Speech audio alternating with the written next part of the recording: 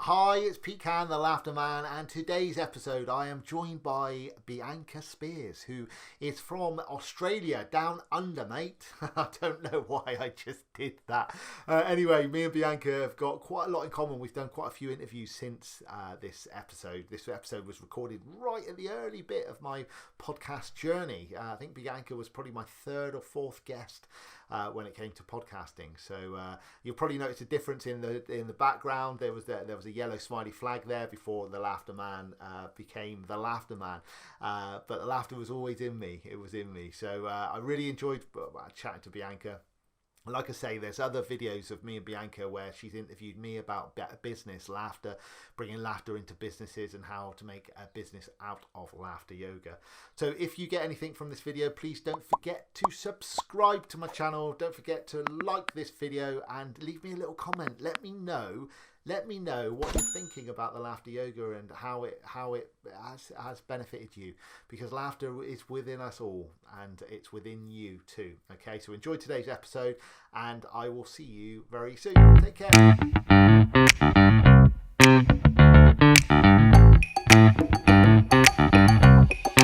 So today I'm talking to Bianca Spears, who is an empowerment coach and laughter leader. Her motto is she can create, or you can create anything. She's passionate about helping people to better understand the systems and tools available within them and around them, including their bodies, their minds, energy, emotions, and intuition, so that they can design and have the lives and business they dream of. Bianca, welcome. Thank you. Yeah, thanks for having me. I'm so excited to connect and dive into this conversation because, yeah, we've recently connected and I'm just like, yes, we're vibing on the same level as we've just been saying off air. So yeah, thanks for having me. No worries. Perfect. So just let's start with empowerment coach. And what does empowerment coach mean? Well, it's one of those wanky kind of terms, if I can use that kind of language. But for me, it's you need to choose a title, right? No, for me, empowerment coaching really is about empowering people through helping them to understand, like you just mentioned, the systems that they have within them and around them. So, law of attraction, how manifestation works, how their mind works, how their emotions work, how their energy works, so that they can actually use these things that we're dealing with and working with every single day. Why is this nothing in schools? I don't know. To really maximize their life. So create businesses that they love, create the lifestyles and relationships and the money that they love. And it's very simple to be able to do what we want to do, but our minds make it so complicated sometimes. So the empowerment piece for me is helping people to really understand those systems so they know how to utilize them to their advantage, rather than the things going on, like their mind's running the show without them really knowing why or how or what's going on. Perfect. Okay. So and part of that, when you just mentioned about the law of attraction, do you want to just expand a little bit on law of attraction, because I think that's a very important fact. Yeah, cool. It's really funny when that fell out of my mouth because I never use those words to describe what I do. I usually say manifestation or things like that. So I guess in simple terms, we're attracting what we put out into the world. So everything is energy. Every little cell in everything that exists is energy, when you break it down to an atomic level. So when we're vibrating at a high level, we are attracting in things at that same vibrational frequency. So you might be like, what's a high level? So if you think about when you're really excited, when you're really feeling good about life, some people say like I'm buzzing, because you're literally vibrating at a very high frequency. And if you think about when you're upset or down about something or angry or frustrated, you feel very heavy because literally the energetic waves are moving very, very slowly. So it's basically just plain old physics. I used to hate science at school, absolutely did not want to be part of it, opted out everywhere I could, and now I'm like, this is amazing. because it's applicable to our lives and how we can create results in it. So there's the energetic level. There's also things that are going on in the back of our minds. I don't want to hijack the whole conversation with exactly how we're creating, but we're living through filters in our minds as well that we can either lock on to, as a polar opposite example, we can lock onto the negative and go, oh my God, this happened and then that happened and it's all so bad. Or we can lock onto the opportunities and the positive things and the lessons in our lives. And so attract more of that. I mean, on that level, it's like purely just what we're focused on. It's not like there's no negative in our life, but it's like we're focused on the positive, so we see more opportunities and we see more of the good. And that's the way our lives kind of are themed and roll, if that makes sense. Completely, it makes massive sense to me. Massive sense. I like you said about buzzing. I also liken it to being in a flow state, and that's, you know, when you're in flow, everything you touch turns to gold, doesn't it? It's just it's a beautiful feeling, and that's sort of, I suppose, where, like, for me, the laughter side of things, because laughter does put me into a flow state, and that's sort of would be really interesting to sort of touch on that a bit as well. Actually, I know obviously this is all it's predominantly about laughter, but how do you find laughter helps you? Oh, countless ways. So I guess some of the biggest ways I use laughter in my daily life, moving through negative emotion, I find it helps a lot. Especially, I'm someone who goes from like totally chilled to like enraged. There's like not much middle ground for me. So I find it really helpful in times like that, where I'm angry, where I'm a bit frustrated with things, or someone's done something where I'm like, I just can't get my head around it. I'm like, why would you do that? Like it's let me down, or whatever the situation is.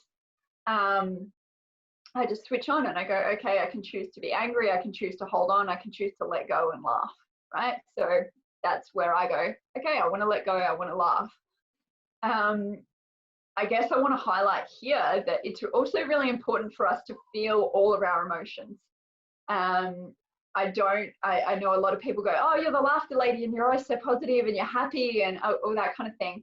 Yeah, for the majority of the time I am, but it is really important for us to feel and check in with our emotions. And a lot of the work I do in my coaching and programs that I've run and things like that is about that, and diving into, I guess, the shadow or the negative side of things, or whatever you want to call it, the ego, and really being conscious about what's going on the whole, like what's available in the, you know, our soul's higher purpose and all of that amazing stuff, but also what's going on, like what stories are you telling yourself, what tripwires are you setting up for yourself, what's making you feel like bad, if you're feeling bad or guilty or frustrated, like what's going on there, and actually exploring that. I'm huge on exploring that and understanding that. Then you can move through it, not just ignoring it and pushing it away and going, haha, I'm gonna laugh and just that'll hopefully go away, because it'll just scream louder. So that's one of the biggest ways that I use laughter in my life. I also use it around, like within my coaching and programs and one-to-one. I use it for the manifestation side of things, for vibing really high. And like you say, it gets you into a flow state. It opens up creativity. It literally like gets your brain functioning in a totally different way. So there's some of the ways that I like to use laughter myself, and I guess how it ties into the flow state. So you mentioned the creativity side of things, and that was something that I put my finger on quite early when I started doing the laughter side, because being a business owner as well, I do write sort of articles, I write content, and what I was finding is I would laugh, do a 10-minute laughing session in the morning, and then the key, I'd just be like that, and it was just, it just naturally came. Exactly. It's just these beautiful ideas, and I'm just like, wow, this is like such a powerful tool that we've all got within us. That and I suppose that's where the passion for the laughter side of things comes, because actually everybody should have this, like, be able to tap into this really. So when did you sort of first discover laughter? So I first discovered laughter as a tool about 10 years ago. I did a laughter yoga session as part of like a team bonding thing at my workplace. And I just thought it was the best thing ever. We were like riding our laughter motorbikes around, and I was like, sign me up.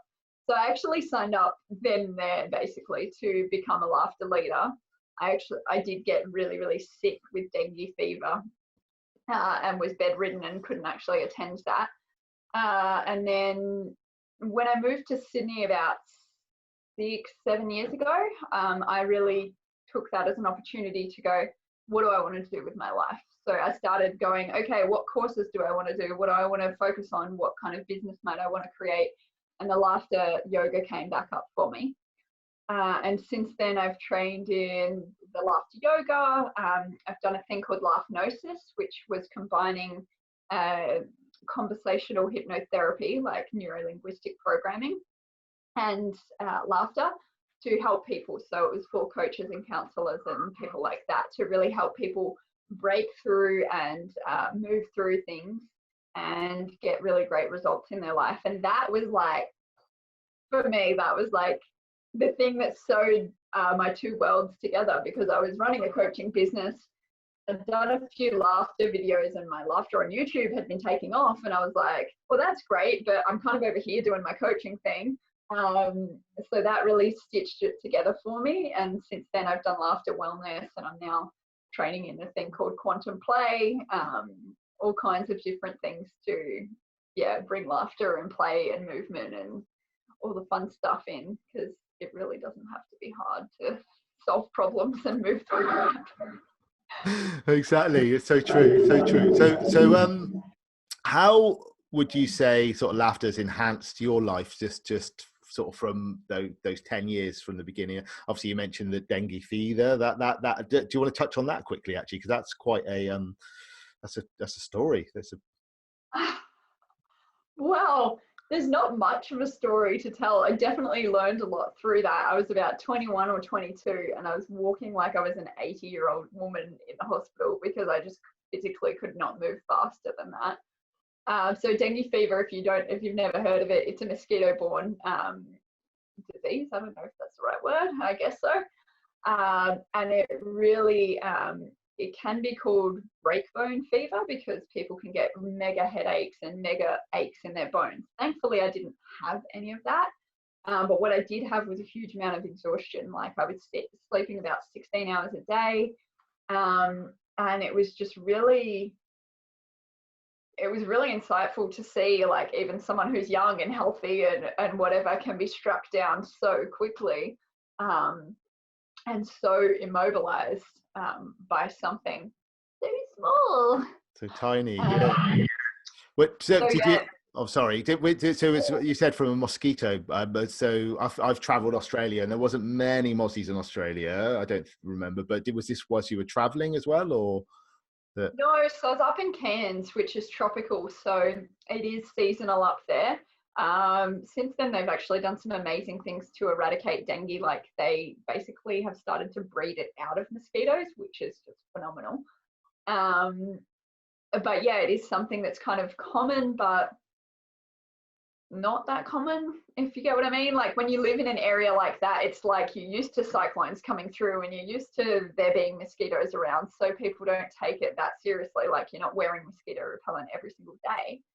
And my housemate had it before me, and I kind of joke sometimes because she had it and we're in the same house, so I was wearing repellent and a lot of things, and I used to go out partying a lot at that time and drinking.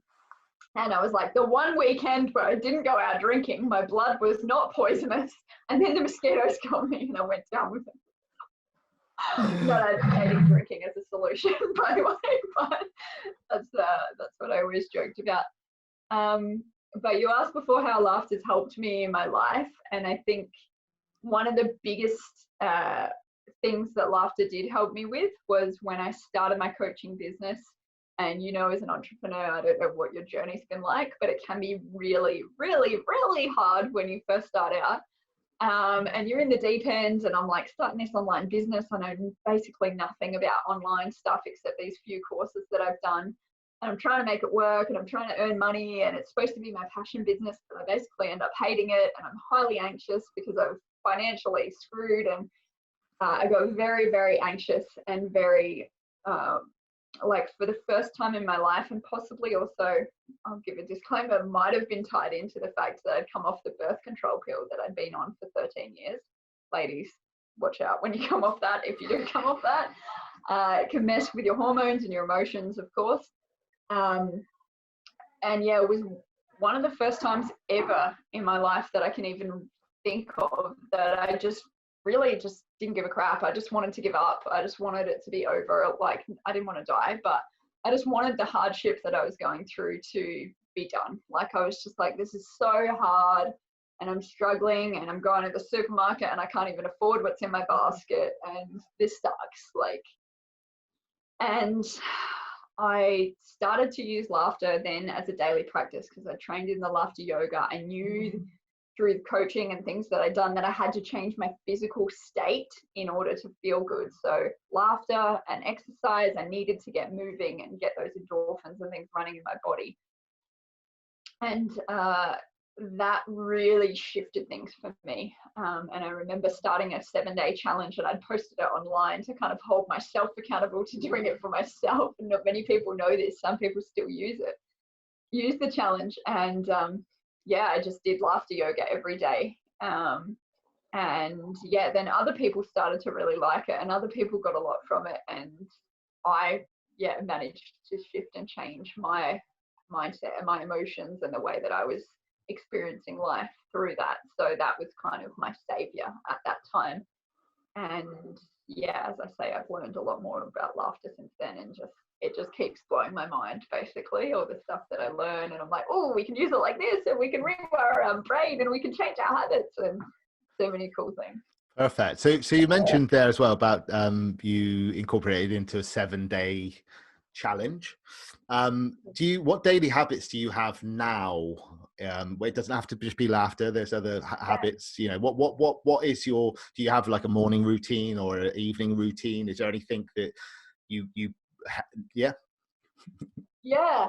So a very basic thing for me is like get outside every day. So it doesn't matter what time of day it is, but I find being an entrepreneur working at home, I can become very insular, and being outside is something that just gets my creative juices flowing. You were mentioning before that you're out for a run thinking about this very podcast, and you're like thinking about ideas and things just come to you, I think, when you're out in nature. So that's a big thing for me daily. At the moment, I'm going through an interesting program. It's called Sensually Embodied Woman. And so it's about full expression. So there is the sensual and sexual aspects to it. But honestly, part of our daily morning ritual is that I'm doing at the moment is to do what she calls completing the stress cycle. So we're doing things like, we have a choice of 6 things each morning for that. And some of them are like literally kicking and screaming no, screaming into your hand or into a pillow, punching a pillow, throwing a tantrum, or just going wild. Like, and these things are things that people would be like, why are you doing that? And like, oh, what sense would that make? And it's all about repression, like I was talking about before. There are emotions that we're not fully expressing, and people come into laughter sessions quite often and go, oh, I haven't laughed like that for so long, and they feel such a release. And there's so many things as adults that we're not allowed to do. We're not supposed to cry, we're not supposed to laugh, we're not supposed to scream, or definitely not punch things, right? Not supposed to throw a tantrum. So that's something that I'm doing at the moment daily. It's not something I've been doing for long. I've been in this program for about 10 days or so. But that's really interesting as well, to kind of explore that side of things, where it's like, yeah, where's this expression, or like, what have I been suppressing that I could just let out with a tantrum? Because kids get over it, right? They have a tantrum and then that's done because they've completed it, whereas we're used to, as adults, bottling it. So yeah, that's something that I'm doing daily at the moment. That's really interesting and really relieving. Nice. And it's also you briefly touched again on there when you said about people that have done the laughter sessions as well, that have come up to you and go, they haven't laughed this much for a long time, they can't remember. And I'm quite keen to hear stories that maybe have sort of embedded, stayed in your head from when you've done a laughter session where someone's come up to you and they've said whatever it is, and I'd love you to share a couple of those. A quick interlude for you. I hope you're enjoying today's interview and getting lots of knowledge when it comes to laughter and laughter yoga. Now, if you want to find out more about how laughter can benefit your life, why not subscribe to my channel below and press that little notification bell and get a notification anytime a new video comes out. Now, on with the interview.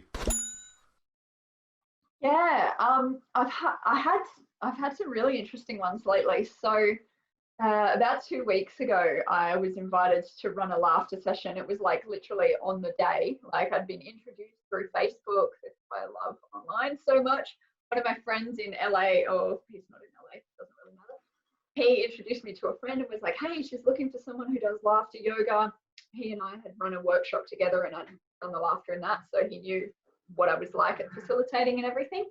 And basically she was running a women's retreat. They'd done a six-month women's program. They were now doing the online, because of the lockdown, online retreat.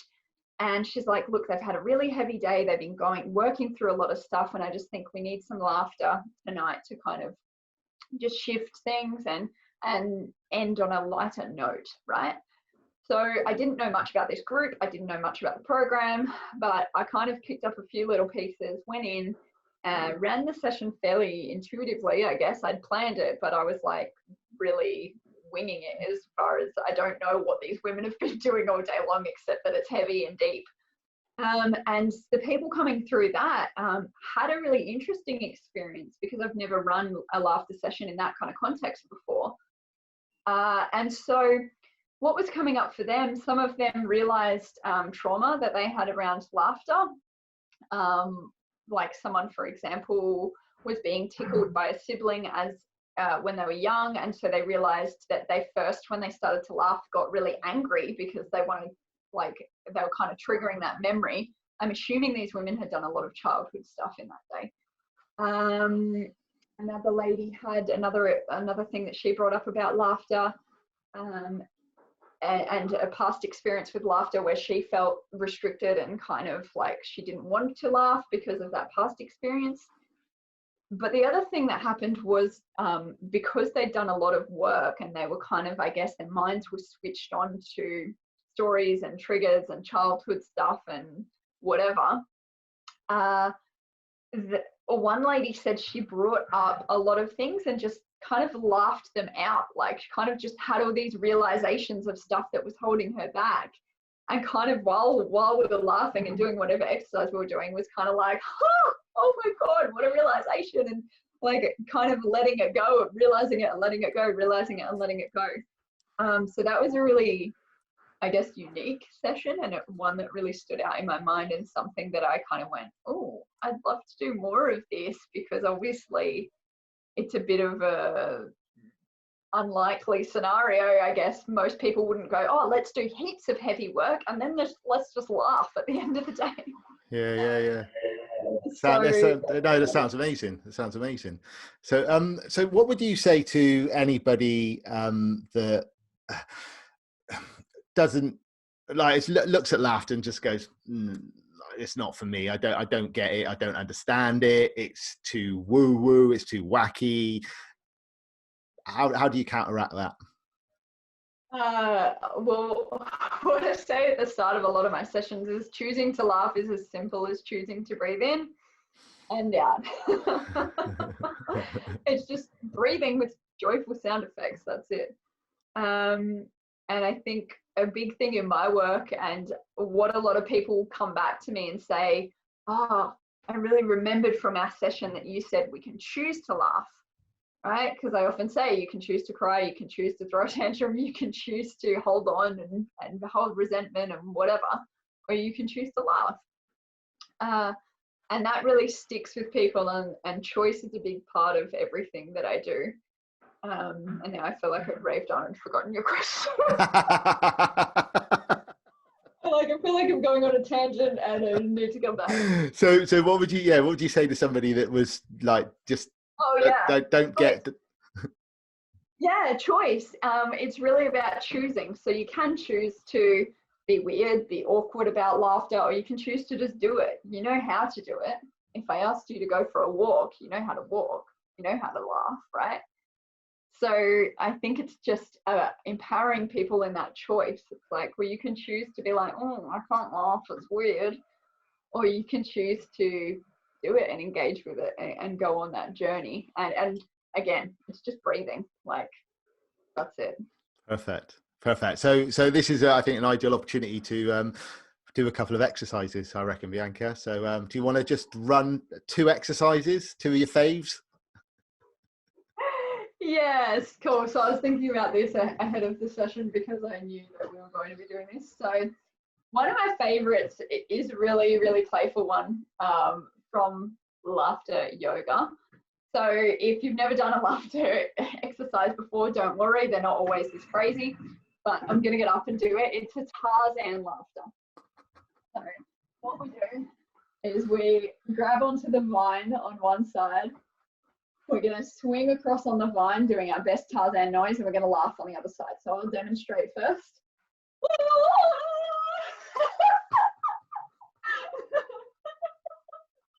All right, let's do it together. Ready? Go. Oh,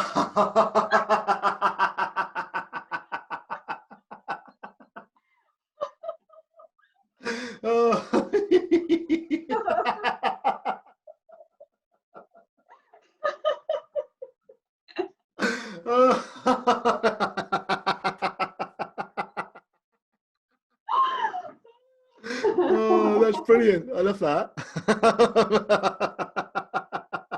That's so simple. It's so simple. So simple, so fun. The other one that I love to do, I think one of my favorite things to do through a session, and it's better if it's kind of mid-session, so if you're laughing a bit, is to kind of juxtapose and bring up something stressful or annoying or frustrating, and then choose to act it out and laugh our way through it. And I've found some really, really amazing results with this with clients as well, where we've acted out, you know, having a wet bathroom mat on the floor that she was like, I pick it up like 3 to 5 times a day. And so we acted it out in our group and we laughed about it. And we did it like, we acted it out about 3 times. And she messaged me about a week later and she was like, just so you know, I laugh about 3 times a day picking up the towel mat off the floor. So what we'll do now is hot burn your tongue laughter, right? So you have hot coffee or hot food or hot soup. So we might go for soup. I'm having soup tonight. So we scoop it in, you burn your tongue, and then you laugh.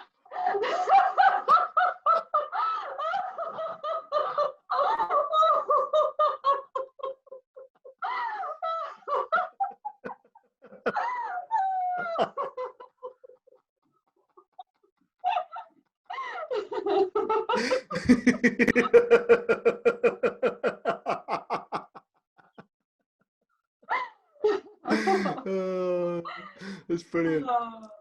That's brilliant. Thank you. That's yeah. That's, I love that. Oh. I will give credit to one of my like laughter heroes and now friends, Robert Rivest. I've never seen it anywhere else. I've seen it on one of his videos and I kind of took it and yeah, I love it. Perfect. That's what I like about the laughter like community as well. It's like you see a little exercise and you think actually either you use the actual exercise or you incorporate it into something else, and it's just play, isn't it? It's just it's you know, it's and telling stories. I love the story, like when you do a class you run through a little bit of a story from the start to the finish, and I really like that wet bath mat. I like that idea a lot. I've never done that before actually in any of my sessions. Is getting people. Haven't. Yeah. Yeah, it has to be like a 6 or 7 out of 10, like not a totally blow your lid raging kind of thing. It needs to be 6 or 7 out of 10. And so yeah, usually I start with like hitting your shin, stubbing your toe, burning your tongue, and then I say, hey, what frustrates you? And people come up with all kinds of stuff. It's so funny. You're like, yeah, that really annoys me too. I hate it when they put the ice pack back in the freezer without any water in. It's just like, why?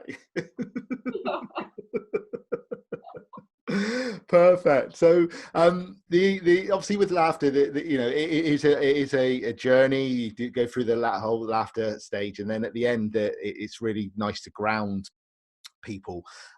Now, what I realized after I sort of meshed it out, people said, right, it'd be really nice to do a meditation. I then afterwards thought, well, actually, if you're listening to this in a car, operating any heavy machinery, or doing anything that you shouldn't be meditating to or calming down, this is the warning. Please pull over or turn the volume down, because Bianca is going to share a nice little meditation, hopefully now. Oh, are we going to run a laughter meditation and then a meditation, or this is just the end piece after the laughter? Just the end piece. Cool. So imagining, for those of you who've never done a laughter meditation, you've just laughed and laughed and laughed and laughed and laughed. And you're lying down, preferably. So with your eyes still closed, just notice the energy that's moving through your body right now. Notice the smile on your face. Notice how you're feeling in your body, in your mind. And imagine taking this energy with you throughout the rest of your day, throughout the rest of your week. And notice how taking this energy with you, the things that normally frustrate you or bother you just seem easy. Notice that each person you interact with also takes a little bit of this positive energy with them. They wear a smile on their face, and it starts to pass on to their friends, their family, their colleagues, and their friends and their family and their colleagues, and the people that they interact with and the people that they interact with. And notice that the positive energy that you've created for yourself here today has a ripple effect. And see it moving out and out and out now, across the town or city that you live in, across the country that you live in, and encompassing the entire globe. And just allow yourself to feel proud now for the energy that you've created and the ripple effect that that has.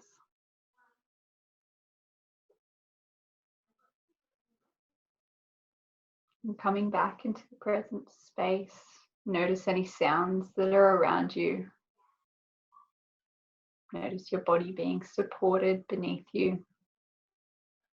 You might like to bring a little movement to the body, starting with wriggling your fingers and toes. You might like to stretch a little, being mindful of what's around you. And slowly opening up your eyes. Yay! Now, if you're driving, you can carry on driving now. Oh, that was lovely. That was really, really nice. Thank you. I think it. Oh, you're welcome. I think it's, you know, hopefully like the joy ripple it has, like from this conversation. I just feel like, yeah, this has been really nice connection actually, Bianca. I really have enjoyed today's chat. It's been beautiful. So if anybody wants to reach out and get to know you more, where are you hanging out? Where am I hanging? I mostly hang on Facebook. So Bianca.Spears, you can find me on there. Same deal on Instagram. Bianca.Spears is the handle on that one. And biancaspears.com, you can check out what I do in my coaching and my laughter work and what I've got going on over there. Fantastic. And a final question or final thought. YouTube. YouTube. YouTube. If you want to find some laughter videos, head on over to YouTube. I've seen a few of them. They're really good. Well worth a watch. Bianca, so what 3 things bring you joy? What 3 things? Sunrises and sunsets, if I can categorize those as one. My son, my 15-month-old son, just constant joy. amongst the frustration. No, mostly joy. What else? I'm just wanting to say flowers. I think flowers bring me joy. Just the colours, well, just they're awesome. Fantastic. Bianca, thank you so much for joining me, and I'm sure we will talk very soon. Bye. Absolutely.